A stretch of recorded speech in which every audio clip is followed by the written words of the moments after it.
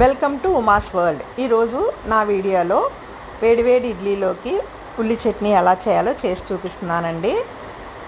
ఒక కళాయి పెట్టుకొని అందులో 2 టేబుల్ స్పూన్లు ఆయిల్ వేసుకొని 1 టేబుల్ స్పూన్ ధనియాలు, 1 టేబుల్ స్పూన్ జీలకర్ర, 5-6 ఎండుమిరపకాయలు, 4-5 వెల్లుల్లి రెబ్బలు వేసి బాగా ఫ్రై చేసి వాటిని ఒక బౌల్లోకి తీసుకుని అదే ఆయిల్లో 4 ఉల్లిపాయలని సన్నగా పొడుగ్గా తరుక్కొని కళాయిలో వేసుకొని ఫ్రై చేసుకోవాలి. అందరూ చేసే చట్నీయేనండి, నేను నా స్టైల్లో చేసి చూపిస్తున్నాను. మీరు కూడా ఒకసారి ట్రై చేసి చూడండి. ఇప్పుడు ఉల్లిపాయలని ఒకసారి బాగా కలుపుకుందాము. ఇలా కలుపుకున్న తర్వాత ఇందులోకి కొంచెం ఉప్పు అలాగే పసుపు వేసుకొని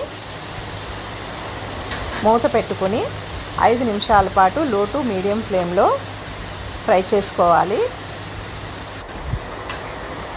ఈ ఉల్లిపాయలు ఫ్రై చేసుకునేటప్పుడు మాడిపోకుండా చూసుకోవాలి. మాడిపోయినట్లయితే చట్నీ అస్సలు బాగుండదండి, టేస్ట్ పాడైపోతుంది.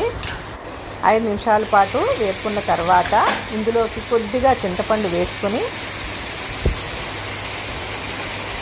1 నిమిషం పాటు మూత పెట్టుకొని ఫ్రై చేసుకోవాలి. ఇలా ఫ్రై అయితే సరిపోతుంది. ఇప్పుడు దీనిని ఒక ప్లేట్లోకి వేసుకొని చల్లారనిద్దాము.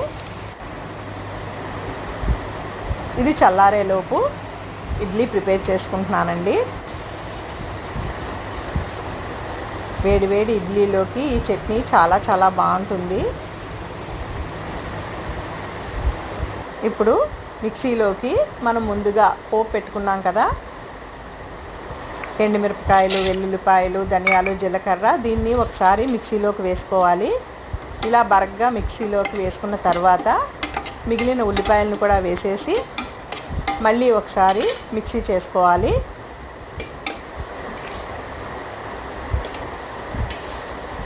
ఇలా మిక్సీ చేసుకున్న తర్వాత ఇందులోకి కొద్దిగా వాటర్ పోసుకొని మళ్ళీ ఇంకొకసారి మిక్సీ పట్టాలి. అంతేనండి, సింపుల్గా ఉల్లి చట్నీ రెడీ అయిపోతుంది. ఇలా రెడీ అయిన ఉల్లి చట్నీని ఒక బౌల్లోకి తీసుకుందాము.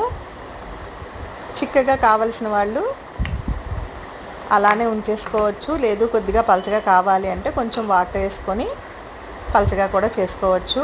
టేస్ట్ బాగుంటుంది అలా అయినా. ఇప్పుడు ఇడ్లీ కూడా రెడీ అయిపోయింది.